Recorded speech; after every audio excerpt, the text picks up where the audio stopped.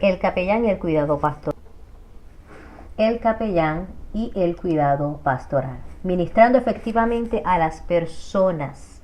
Vamos en este curso estar hablando de ese cuidado pastoral que necesitan estas personas en la fase terminal, y no solamente las personas que se encuentran en fases terminales, que se encuentran postrados en cama, sino también con sus respectivos cuidadores que también necesitan mucha ayuda y atención. El cuidado pastoral o el cuidado del alma ha sido y continúa siendo una de las funciones primordiales del pastor, porque conecta al pastor de estos días con el pastor del ayer. Cómo era que se realizaban estas atenciones, estos cuidados que requieren tanto el enfermo como el familiar del enfermo.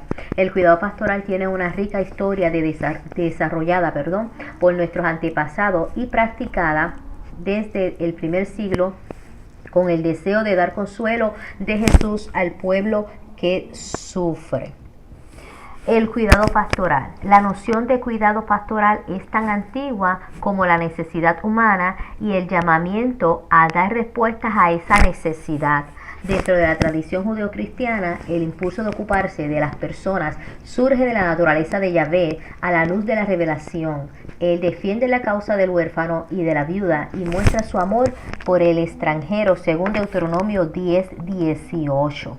¿Cuál es la importancia del cuidado pastoral? ¿Por qué nosotros como capellanes vamos a estar interesados en brindar cuidado pastoral? Porque nosotros vendríamos siendo esa mano de ayuda, la mano derecha del pastor, para poder brindar también consuelo y fortaleza a estas personas que tanto necesitan unas atenciones. Y muchas veces tenemos pastores que están muy ocupados y es nuestro menester como capellanes estar allí para brindar ese apoyo.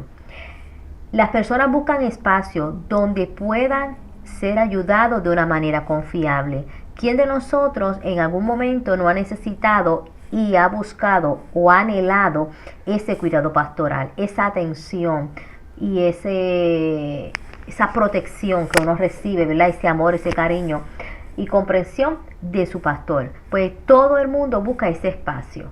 Las congregaciones contemporáneas, vamos a estar viendo que donde surgen las congregaciones contemporáneas exigen pastores que estén bien preparados para ser eficaces en el reino de Dios. Como capellanes tienes que estar preparados juntamente con los pastores para poder brindar una protección, un cuidado, un alimento, que es lo que estoy buscando, adecuado. Para ello tienes que prepararte. La misión de la iglesia es dar cuidado pastoral en forma integral. La palabra integral quiere decir completa. En todo el ámbito, espíritu, alma y cuerpo necesita un cuidado pastoral. Y para ello nosotros como capellanes tenemos que estar preparados para poder cumplir con esa tarea asignada. La razón del cuidado pastoral es posible porque Dios tiene memoria de nosotros y nos cuida. Yo te invito, ¿verdad?, y vayamos a buscar Éxodo capítulo 3, versos 7 al 8, y leemos la palabra en nombre del Padre y del Espíritu Santo. Amén. Y dijo Jehová: bien he visto la aflicción de mi pueblo que está en Egipto, y he oído su clamor a causa de sus exactores, pues he conocido sus angustias, y he descendido para librarlos de mano de los egipcios y sacarlos de aquella tierra a una tierra buena y ancha, a tierra que fluye leche y miel, a los lugares del cananeo, del eteo, del amoreo, del efereseo, del heveo y del jebuseo.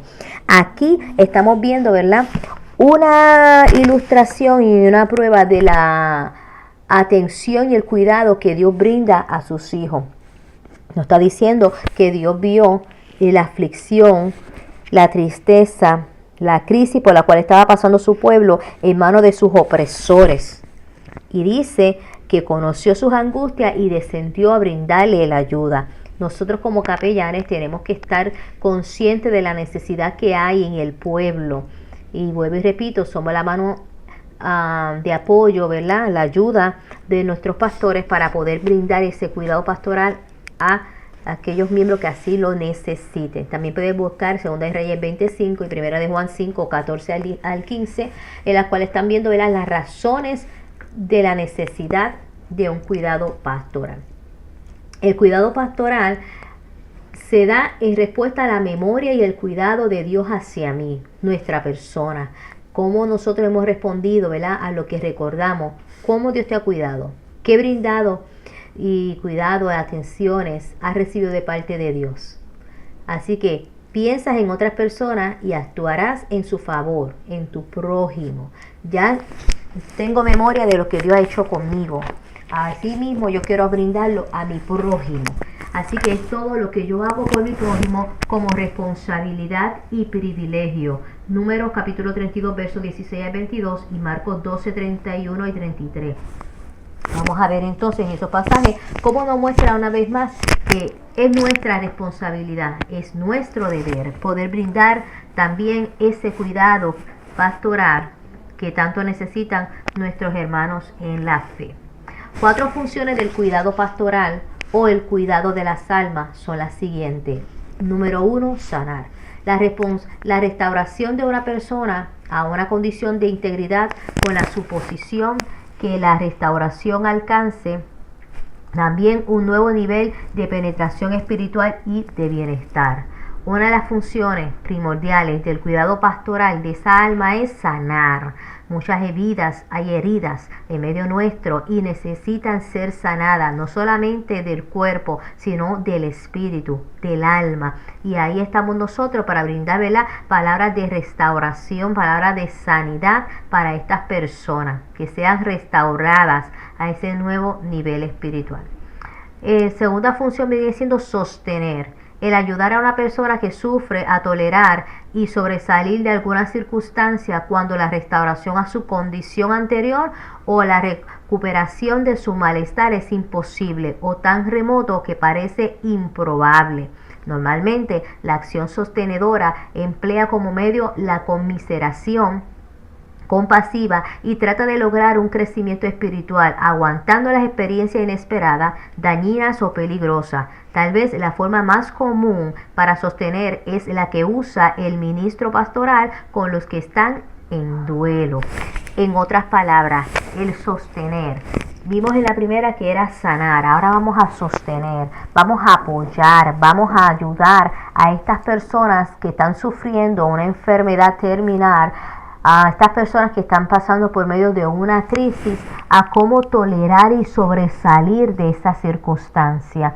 Hay momentos en los cuales, como bien hemos estado hablando, que sea una enfermedad terminal, que sabemos, ¿verdad?, de que humanamente ya han descartado a esta persona, ¿verdad?, la han desahuciado, pues tienen que pasar por ese proceso de ese dolor, de esta enfermedad, a algo inesperado. Muchas personas, ¿verdad?, que no tienen ese encuentro con Dios, pues que no saben que realmente va a pasar luego que muera. En ese proceso es que caímos nosotros para poder brindar ese cuidado, esa guía pastoral que necesitan estas vidas, a poder en ese proceso conocer a Dios y entregarse a Dios y descansar en el cuidado de Dios. Así de que tenemos que aprender a sostener, a sujetar fuertemente a estas personas que están pasando por estos momentos tan difíciles. Así de que el guiar es la tercera función del cuidado pastoral. El asistir a las personas perplejas para que puedan hacer selecciones con confianza entre cursos alternativos de pensamientos y acción cuando selecciones puedan afectar el estado presente o futuro del alma. Tenemos que ayudar a estas personas a guiarla en este transitar de la vida, en este nuevo camino que se están enfrentando con mucho dolor, con muchas inquietudes, preguntas, muchos pensamientos y sentimientos encontrados, ¿verdad? Ahí tenemos que empezar a guiar a estas personas para que puedan, ¿verdad?, tomar decisiones correctas. También terminamos con la cuarta función del cuidado pastoral, que es reconciliar.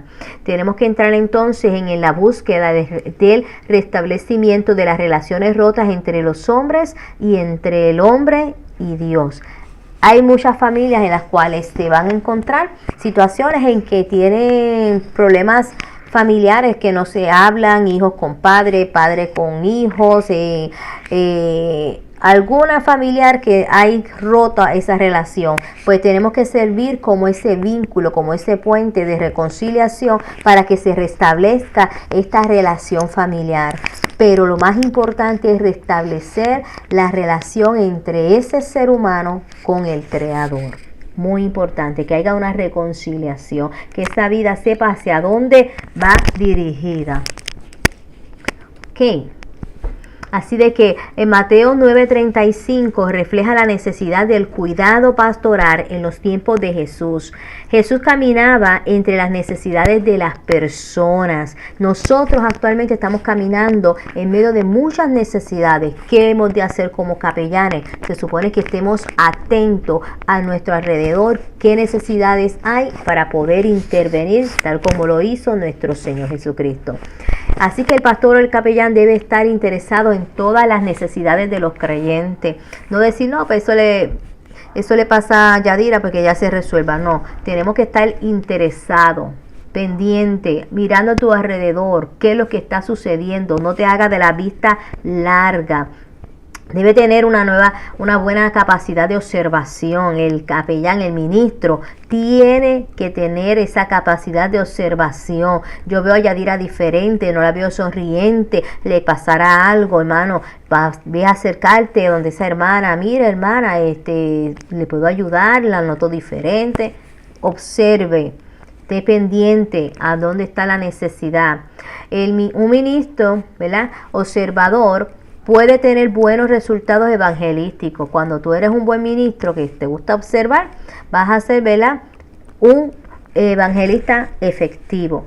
El samaritano es un buen ejemplo. Lucas 10:33. Pasaba y observó a un hombre que estaba herido en el camino. No meramente vio la necesidad, sino que la suplió. Así que observar para el pastor o el ministro, el capellán, se convierte en un desafío ministerial. Permita Dios, ¿verdad?, que en esta hora nuestra visión sea abierta y podamos estar atentos a la necesidad que exista a nuestro alrededor. Siempre el ministro, el pastor, el capellán debe atender las necesidades en los creyentes. Aquí es donde se inicia el cuidado pastoral. Dentro de nuestra congregación hay personas que necesitan esos cuidados, pues tenemos que estar pendientes y presto a trabajar con estas personas. Una congregación que es atendida en sus necesidades básicas, ¿sabes qué? Va a crecer, se va a desarrollar y sobre todo se va a reproducir. Así que como capellanes queremos tener congregaciones fructíferas. Vamos a ayudar a estar pendientes de esas necesidades, a ayudar a suplir esas necesidades para que se puedan desarrollar. Así de que vendríamos a ser una comunidad terapéutica. ¿Qué es el cuidado pastoral? Es aquel esfuerzo que hace el pastor, el ministro, el capellán y su comunidad para llevar, ¿qué? Consuelo, ánimo, orientación y apoyo a las personas en momentos de crisis o en el desarrollo de las etapas de la vida. No solamente en pacientes terminales, sino en diferentes etapas de nuestra vida, ¿verdad? Que tenemos que aprender a observar y darle la mano para poder así sobrellevarlo. Una teología del cuidado pastoral. Un buen cuidado pastoral debe estar enmarcado en los principios bíblicos. Vamos a irnos, ¿verdad?, a la palabra para poder entonces así realizar correctamente estos cuidados, estas atenciones. En el cuidado pastoral no se puede pasar de largo o llegar tarde. Si tú sabes que la hermana Yadira está pasando por una necesidad, está postrada en su cama, no ha escuchado palabras y desea recibir palabras de refrigerio, palabras de consuelo, de guianza, y lo necesita para hoy, no digas, pues mañana yo voy a ir en la tarde. No, no puedes dejar las cosas para mañana. Cuando se requiere que sea hoy, tiene que ser hoy. Jesús nunca llegó tarde, Jesús nunca dejó las cosas para luego. Jesús llegó siempre en el momento oportuno. En algunos casos, la salud física de una persona depende de ¿qué? Del cuidado espiritual. Hay personas que requieren, que son vitales, que es de vida o muerte, ese cuidado espiritual, esa guianza, esa palabra, esa luz en medio de su oscuridad. Y tenemos que saber llegar en el momento preciso. La teología bíblica ve al hombre como una creación de espíritu y cuerpo. Estamos compuestos de alma, espíritu y cuerpo, ¿verdad? El ámbito espiritual, el alma y el espíritu, y el ámbito carnal, que vendría siendo el cuerpo. Así que un principio clave en el cuidado pastoral vendría siendo que la comprensión, que es bien vital la comprensión. Otro factor clave para el cuidado pastoral lo viene siendo el amor y la confianza. No nace sola, debe ser cultivado.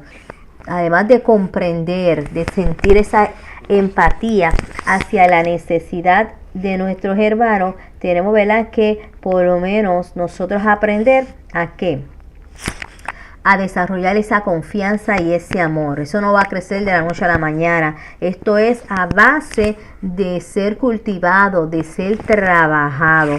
El concepto sano de Dios le da al pastor una perspectiva correcta de su misión, un buen concepto de sí mismo y de otro. Así de que si yo conozco realmente quién es Dios, voy a poder entender cuál es mi misión, para qué yo estoy aquí y cuál es mi trabajo. Así que voy a tener también un buen concepto de mí misma. No voy a pensar más de lo que debo de pensar y no voy a pensar menos de otros de lo que yo debo de pensar, ¿verdad? Así que es importante, vuelvo y repito, que como ministro nosotros estemos conectados con Dios, que lo conozcamos para poder realizar la labor que Dios quiere que nosotros así realicemos. ¿Cómo llegar al corazón de la gente en el cuidado pastoral? Hay que tener una comunicación de significado, atención a las palabras. Tenemos, ¿verdad?, que estar pendiente a las palabras. Las palabras tienen poder, ¿sabes para qué? Para consolar, para crear, para profetizar, para destruir o para rechazar. Así de que nosotros tenemos que tener mucho cuidado cómo hablamos cuando vamos a ministrar y visitar a alguna persona que esté en necesidad. Las características de un ministro que toca el corazón de la gente: debe desear de ayudar permanentemente. Tiene que estar ese deseo de ayudar permanentemente. Si tú no tienes ese deseo, pídeselo a Dios. Tienes que tener un espíritu perdonador. ¿Cómo tú vas a hablar de perdón si tú no practicas el perdón? Tienes que tener confianza en la gente. Hay personas que dicen, yo no confío en nadie, pero nosotros como ministros tenemos que aprender a tener confianza en la gente, dirigido, ¿verdad?, por el Espíritu Santo. Personas con alto grado de sensibilidad. Tenemos que ser sensibles a la necesidad. Si no somos sensibles a la necesidad que hay a nuestro alrededor, realmente entonces estamos mal. Tenemos que entonces pedirle al Espíritu Santo que nos haga sensible a la voz de Dios. Algunas sugerencias para un cuidado pastoral efectivo: organícese para la presentación de cuidado. Decida cómo mejorar, ¿verdad?, o cómo mejor puede visitar a la mayoría de las personas con la menor cantidad de tiempo entre las llamadas. ¿Cómo puede el teléfono, correo electrónico, correo secular complementar este proceso? Piense, organícese. Bueno, yo quiero trabajar en esta área de atención a las personas que se encuentran postradas en sus casas, personas que se encuentran hospitalizadas en centros de ancianos, personas que no pueden llegar al templo, disculpen, por X o Y razón. Vamos a organizarnos para ver cómo vamos a poder brindar efectivamente ese cuidado que estas personas así lo necesitan. Si puede ser por teléfono, darle una llamada, ¿verdad?, escribiéndole. ¿Cómo tú crees que va a ser efectivo ese seguimiento y ese cuidado que se le debe brindar a estas personas que se encuentran necesitadas? Investigue las necesidades de la congregación. Como capellán, vuelvo y te repito, se supone que ustedes tengan un directorio a donde referir. También tienen que saber y conocer la membresía de sus congregaciones. Investígate cuáles son las necesidades en tu congregación. Dialoga con el pastor. Pastor, ¿qué es lo que se necesita? ¿Cómo podemos trabajar para poder brindar ese cuidado pastoral, esas atenciones, ese cuidado al alma que necesitan mis hermanos? Desarrolla esas habilidades en consonancia con las necesidades presentes y futuras de su congregación. Verifica cuántos ancianos tú tienes, qué condiciones tienen. porque hay personas que son diabéticas, hay personas que pueden tener Alzheimer o a punto de comenzar, hay personas que pueden estar pasando diferentes enfermedades y que eventualmente ya uno tiene que ir preparándose en caso de que caigan postrados en cama, ¿cómo la vamos a atender? Esas personas, ¿verdad?, que le gustan asistir al templo, hay personas que tienen necesidades especiales, ¿cómo se han de suplir?, ¿verdad? Así de que analiza la congregación, como bien dice aquí, quiénes pueden ser que sean los futuros matrimonios, quiénes van a ser los futuros que van a tener, futuros padres que van a tener hijos, quiénes comenzarán a asistir a una escuela, a una universidad, qué ayuda van a necesitar. Así de que analiza todo lo que hay y haz un programa para poder brindar ese cuidado del alma para que sea efectivo y sea de bendición. Impacto de la enfermedad en la familia y el cuidado pastoral. La enfermedad puede considerarse como una crisis debido a la capacidad que tiene de desorganizar un sistema familiar. Reajuste de roles, alteraciones en los roles y funciones familiares.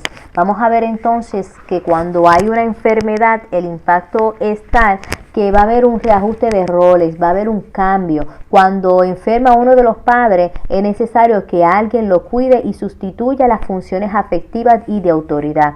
Si enferma un hijo, el impacto estructural es menor y el emocional es mayor. O sea, que no es lo mismo de que papá y mamá se enferme y ahora tenga que ser el hijo, ¿verdad?, o los hijos quienes cuiden a esos padres, y menos cuando son a temprana edad, que sean menores. Qué difícil se le hace a ellos entonces tener que tomar el rol del cuidador. Pero cuando es el hijo que se enferma, vemos entonces que el impacto de la estructura es menor. No es tanto impactado el padre o la madre de cuidar al hijo enfermo, pero en cuanto a lo emocional, sí, porque como padres nos afectamos, nos ponemos, ¿verdad?, ansiosos y nerviosos y preocupados. Así de que, a ver, una de las alteraciones es el cambio de rol, que tenemos que estar pendientes como ministro, cómo vamos a poder ayudar. El conflicto de roles y límites ocurre cuando no hay negociación adecuada de los nuevos roles. Surgen muchos conflictos cuando es la persona de autoridad que cae enferma, pues entonces, y no hay ese orden, no se han organizado, no se han puesto en común acuerdo la familia para trabajar y adecuadamente, ¿verdad?, con esta situación, pues vamos a ver que van a surgir, mira, muchos conflictos, y ahí tenemos que trabajar como ministro. ¿Cuáles van a ser los nuevos roles? ¿Quién va a estar al frente? ¿Quién va a tomar las decisiones? No hay límites bien establecidos en los subsistemas y luchas internas por el poder. Ahí, ¿verdad? Cuando no hay esa organización, surgen estos conflictos y vemos entonces que nadie quiere tomar la responsabilidad de la atención del enfermo, pero sí quieren tomar la autoridad sobre ya sea las finanzas o los beneficios que puedan estar dejando. Así de que tenemos que intervenir para que no hayan problemas familiares, conflictos familiares, y que exista esa armonía familiar. Funcionamiento familiar. Cuando la enfermedad cambia las relaciones familiares, se recomienda, número 1, adaptar el entorno al enfermo, no imponerles actividades de diversión, comidas o etcétera. No hay que presionar al enfermo de tener una actitud animada y positiva e intentar entender el sufrimiento interno del enfermo. Es común que se vea afectada la comunicación entre el enfermo y los demás miembros de la familia, y aún entre estos a raíz de la enfermedad. Va a haber roces, va a haber conflictos. ¿Sabes por qué?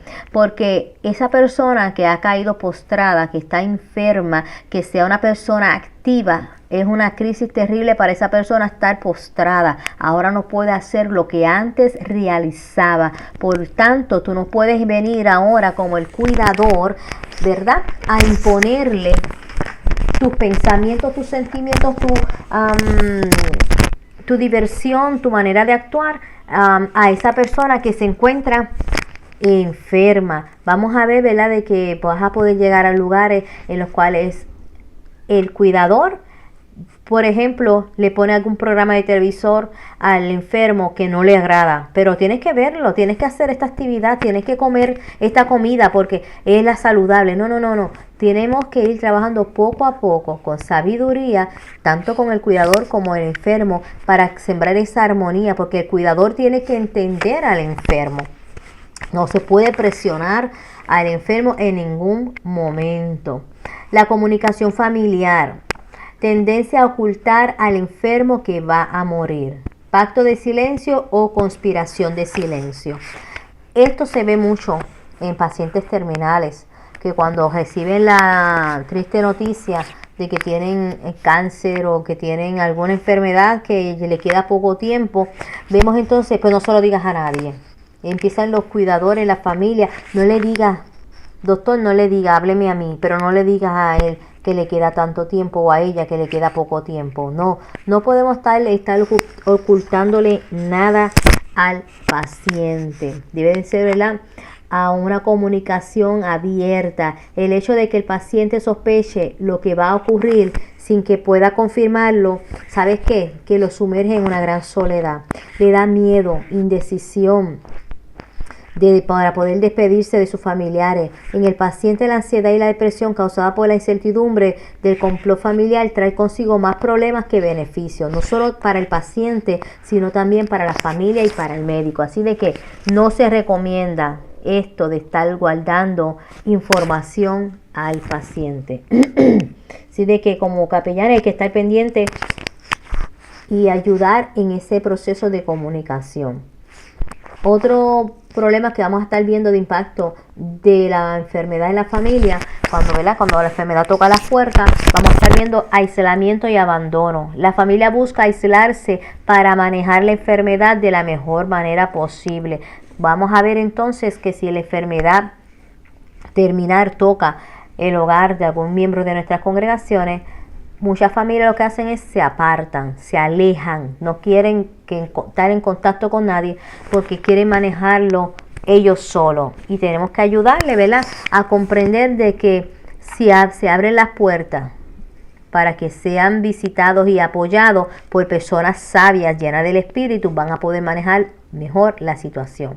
Aspecto socioeconómico. En algunos casos la enfermedad puede suponer el riesgo de perder el empleo o verse obligado a reducir la categoría laboral o el sueldo cuando son enfermados, ¿verdad? Cuando se enferma más bien el cuidador principal. Vamos a estar viendo entonces que esa persona, si era la que era la fuente de ingreso del hogar, al verse afectado por una enfermedad, cae en esa ansiedad, en esa crisis, y caen todo porque pueden perder el empleo y su ingreso no va a ser el mismo, más el costo de los medicamentos afecta. El esfuerzo físico por el cuidado, así como las nuevas y viejas cargas financieras, colocan a las familias en grandes problemas. Los cuidadores ahora son los hijos, ¿verdad? Cuando está ese momento que se convierten los hijos en los cuidadores, en ese cambio de rol, pues vamos a ver entonces que ellos tienen que desarrollar una habilidad y una capacidad para poder dirigir el hogar. Los cuidadores de los pacientes se sienten que se tienen que adaptar más bien a la disfunción en la vida diaria rota, a sus propias dificultades de carga emocional, fatiga, depresión y estrés. Estos cuidadores de los pacientes no solamente se tienen que adaptar a la situación del enfermo, sino a la nueva vida que ellos van a enfrentar, que no va a ser su misma rutina de vida. Todo va a ser un caos, todo va a ser un cambio y se tienen que poner de acuerdo e organizar. Problemas económicos, pues va a haber desgastes económicos en enfermedades crónicas o graves. Va a haber dificultad para mantener los gastos y va a venir ese momento, ¿verdad?, ese motivo de abandono de tratamiento. Va a haber personas que dicen, pues no me voy a dar ningún tratamiento porque son muy caros y no voy a poder costearlo. Y para ello, ¿verdad?, tenemos que entonces ayudarle a estas personas a procurar las diferentes soluciones que puedan existir. Síntomas. Vamos a ver, ¿verdad?, que cuando empiezan a enfrentarse estas enfermedades y empiezan a presentarse, a aparecer los diferentes síntomas y dolamas, van a aparecer unas etapas. Va a estar la etapa de la negación, de la cólera, de la ira. va a surgir los miedos y la angustia y la ambivalencia. Van a ver estos síntomas, estos cambios en los cuales tanto el paciente como en la familia, el cuidador, va a pasar por el proceso de la negación, ese desgaste emocional. No, porque nos tiene que pasar a nosotros, la ira, estar reclamando con coraje, los miedos, las angustias de no saber qué ha de pasar, cómo vamos a enfrentar todo esto, la ambivalencia, ¿verdad? Esos sentimientos encontrados, los miembros de la familia que desean que el paciente mejore, que están orando, confiando en que Dios lo va a sanar, y si Dios no lo sana, ¿qué pasa? En fin. Las enfermedades producen tanto efecto en la familia como en el paciente. Así que vamos a tratar como ministro tanto en el familiar como en el paciente. Hay una elevada probabilidad de que se produzcan trastornos emocionales durante el curso de la enfermedad. La familia pasa por el proceso de ansiedad y depresión. El enfermo va a verlo triste, culpable, impotente y desesperado.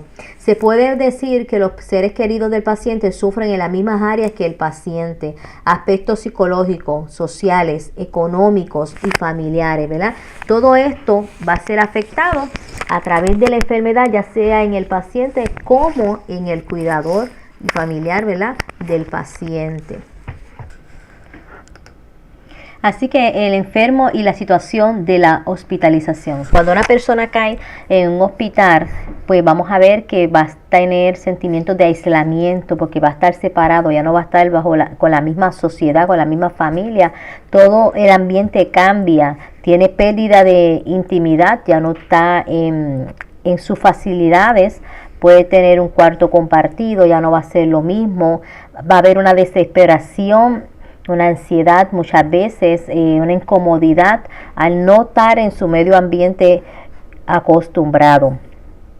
Va a ver que va a estar limitado en su movilidad, depende de la condición por la cual caiga en el hospital, pues va a poder movilizarse o no movilizarse, no es lo mismo, y va a tener una dependencia forzada, y esto pues trae muchas veces, ¿verdad?, mucha incomodidad en el paciente y trae también estrés en el familiar, en el cuidador, porque muchas veces pues no tiene las mismas facilidades para cuidar al paciente. Hablemos un poco sobre las enfermedades crónicas. Una enfermedad crónica es aquella en la que los síntomas de la persona se prolongan a largo plazo, de manera que perjudican su capacidad para seguir con sus actividades significativas y rutinas normales. Su tratamiento médico suele tener una eficacia limitada y contribuye a veces al malestar físico y psicológico de las personas o de los familiares. La enfermedad crónica hace un impacto típicamente en la percepción que la persona tiene de su cuerpo, su orientación en el tiempo y en el espacio, su capacidad para predecir el curso y los acontecimientos de la vida, su autoestima, sus sentimientos de motivación y dominio personal. Vamos a ver, ¿verdad?, que cuando una persona tiene algún tipo de enfermedad crónica, cambia significativamente su persona, ¿verdad?, su vida, pero también cambia significativamente la vida de los cuidadores. Así de que tenemos que tener esto en mente.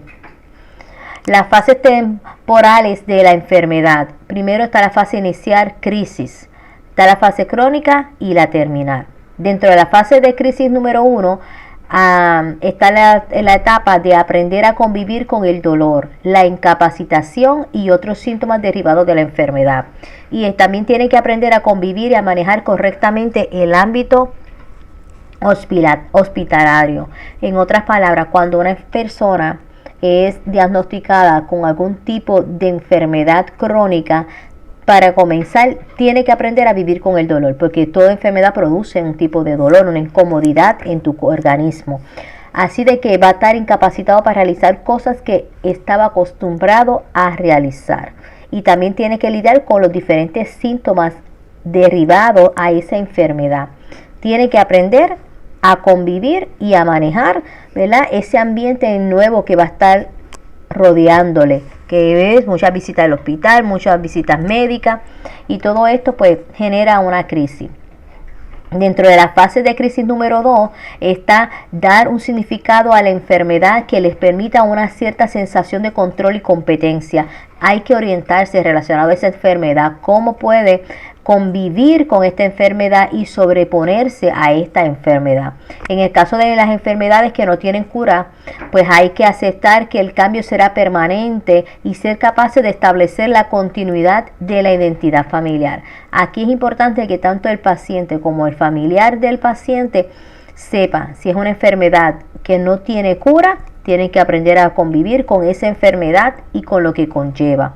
Han de ser capaces de reorganizarse para dar una respuesta a la crisis por la que están atravesando, a lo que les pueda venir en el futuro. Es importante que tanto el paciente como el cuidador se oriente relacionado a la enfermedad que está enfrentando para poder, ¿verdad?, enfrentarla correctamente y lidiar con esa condición.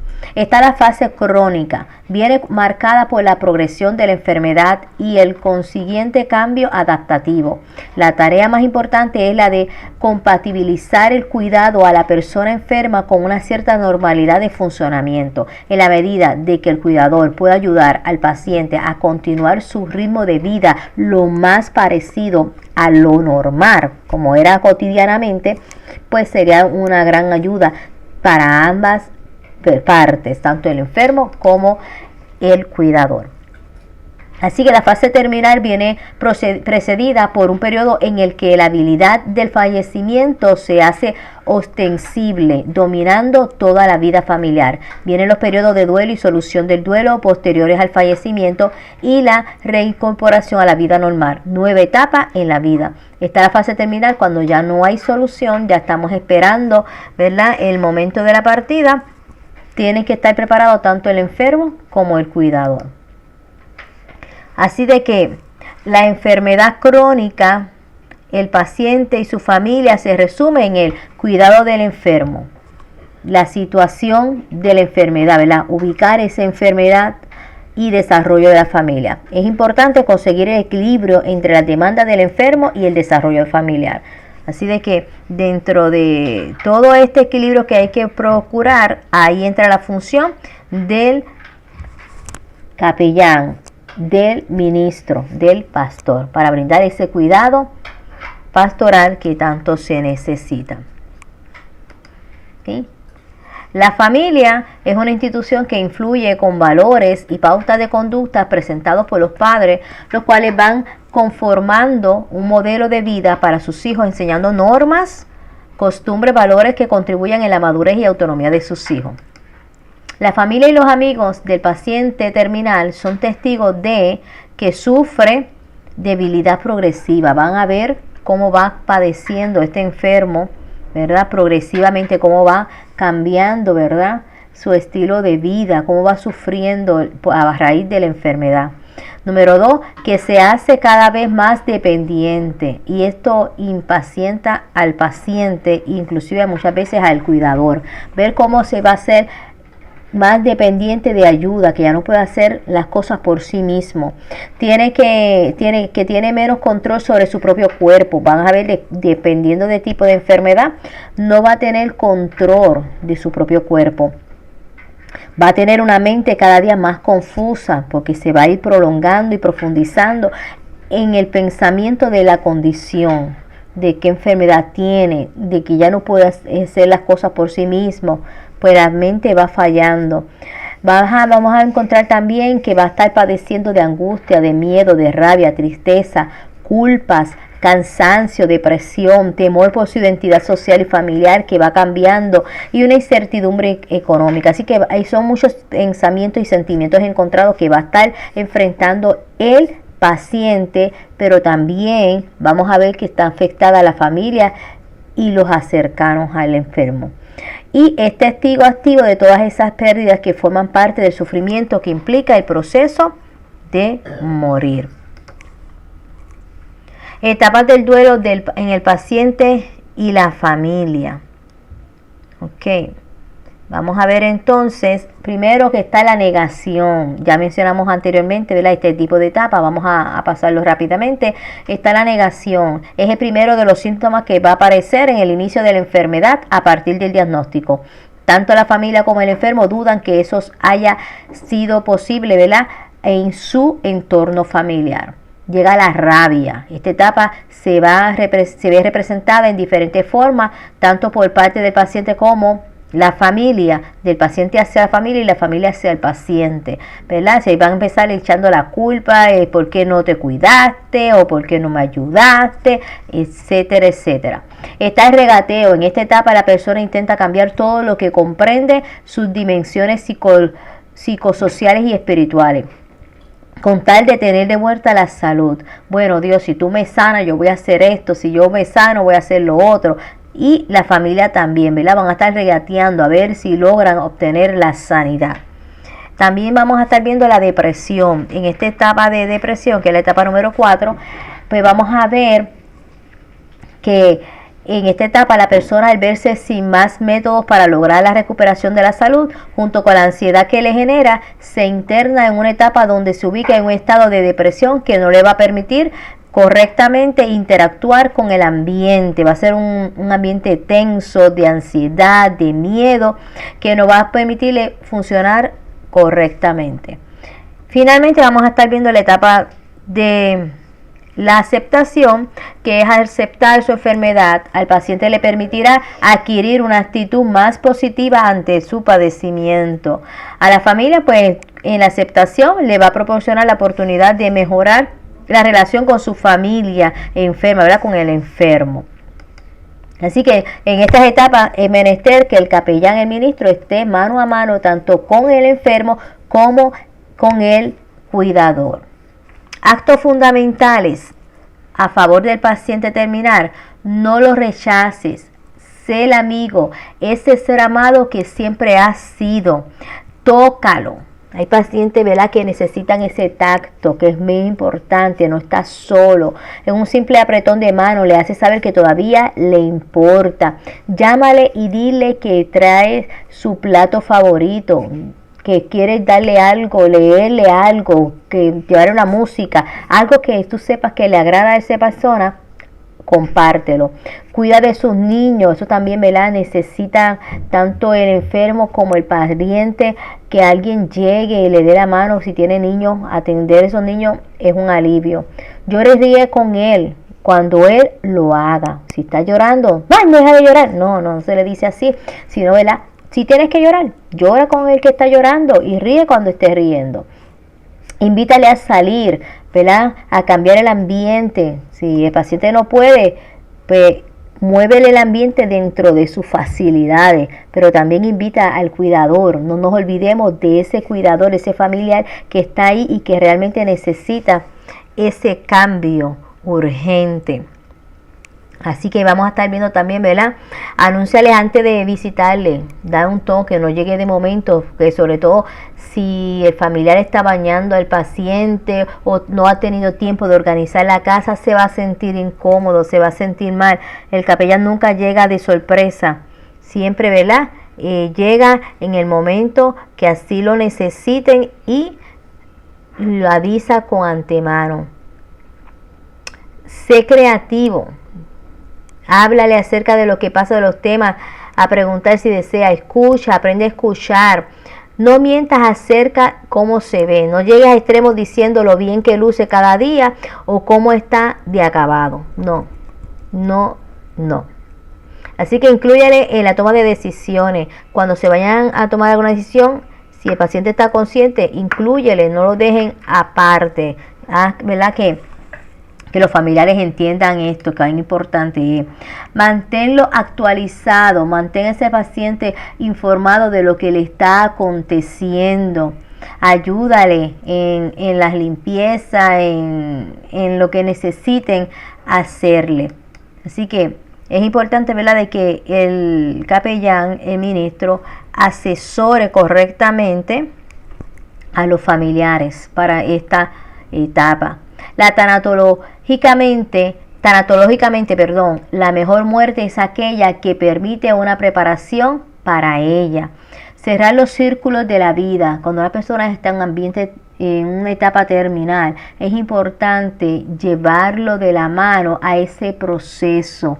Que si tiene algo que resolver, que lo aproveche, porque en cierta medida una enfermedad terminal comparado con una muerte trágica de momento inesperada, la diferencia es que durante esa etapa terminal tiene el tiempo para resolver y cerrar círculos de la vida. Aquello que no ha resuelto, resuélvalo. Analice y aproveche al máximo hasta el último momento. Enséñale, ayúdale, oriéntale que en vez de estar deprimido, aproveche cada segundo de vida y que viva al máximo. Y asuma que la muerte no es sino el inicio de una nueva etapa de vida, un nuevo estadio, un nuevo crecimiento, una evolución. Y no lo vea como algo final, sino un hasta luego, como muchas veces dice. Espiritualidad del paciente en la fase terminal, el dolor físico, la pérdida de la salud, la agonía, son experiencias límite que sitúan al hombre ante el misterio profundo de la existencia y la divinidad. Lo espiritual es fuerza que integra y trasciende las dimensiones físicas, emocionales y sociales. Capacita y motiva para encontrar un propósito y un significado a la vida. En ningún ser humano se encuentra más esperanza que en un paciente terminal. Es la esperanza la que le da la fuerza para luchar mientras tiene vida y renunciar cuando llega el momento. La espiritualidad en este momento de terminar es vital, fortalecer la fe de estas personas. Es ahí cuando el enemigo más lo ataca y le infunden pensamientos negativos. Y nosotros como ministros, como capellanes, tenemos que estar ahí para fortalecer esa fe y ayudarle en su ámbito espiritual a no menguar. ¿Qué importancia tiene la espiritualidad en esta fase terminal? Pues ¿sabes qué? Que durante esta etapa terminal la espiritualidad tiende a atenuar el miedo a la muerte y justifica el reconocimiento y el apoyo del médico al enfermo para que pueda satisfacer esta necesidad, porque existen personas que desean prepararse espiritualmente para morir sin por ello dejar de esperar recuperarse y vivir. Puede ver en ese proceso anhelar todavía ser sanado, recuperar su salud, pero durante todo este proceso de fase terminal es importante apoyarlo, darle esa palabra de aliento, que mira, ve preparando tu vida espiritual para estar listo para el encuentro con tu Creador. ¿Qué es el dolor espiritual? Tiene que ver con todas las otras causas distinta al mismo dolor físico. Es el cuerpo el que experimenta dolor y el ser humano el que sufre. Ante una situación de incurabilidad, cuando no hay esperanza de recibir la sanidad o de muerte próxima, es fundamental que el paciente conozca esta información. Hay que darle la posibilidad de revisar su vida y resolver cosas pendientes, comunicarse con su familia, organizar aspectos laborales y económicos que le puedan permitir proteger a sus seres queridos y, de acuerdo con su religiosidad, poder prepararse. ¿Qué quiere decir eso? Que en otras palabras, en ese momento es cuando tienes que haber organización, tienes que dejar algo claro que tú deseas para tu familia, tienes que dejar la gerencia, el testamento, organiza todo, no dejes todo a la deriva, da instrucciones, deja todo preparado, y más si es el jefe de la familia, ¿verdad? No deja a la deriva. El apoyo espiritual y religioso es imprescindible. Ser, ¿verdad?, tremendamente respetuoso de la propia vivencia religiosa del paciente. No vengas a querer convertir a nadie. Tienes, ¿verdad?, que dejar a estas personas que tengan el encuentro con Dios. Procura llevarlo, pero no obligarlo. ¿Verdad que sí? Seas un guía. Es ese apoyo espiritual.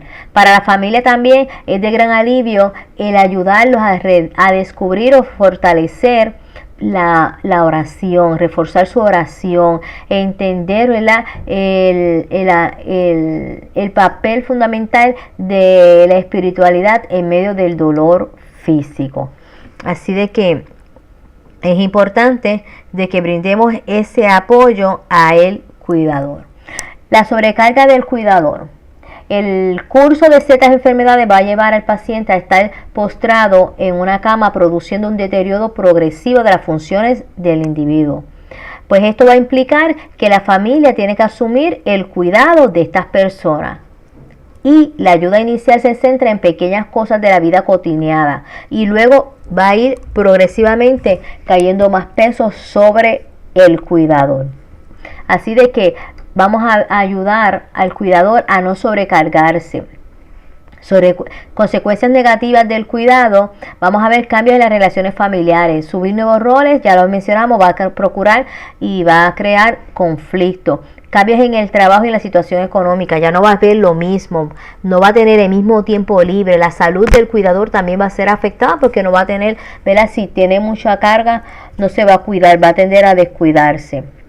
Consecuencias positivas del cuidado, pues satisfacción personal con la tarea que se está realizando. La parte positiva de un cuidador es que va a tener satisfacción de que hizo algo por ese familiar. Va a sentir, sentimientos de utilidad y se va, ¿verdad?, a unir más, se va a integrar más con el paciente. Factores que provocan mayor sobrecarga en relación al enfermo.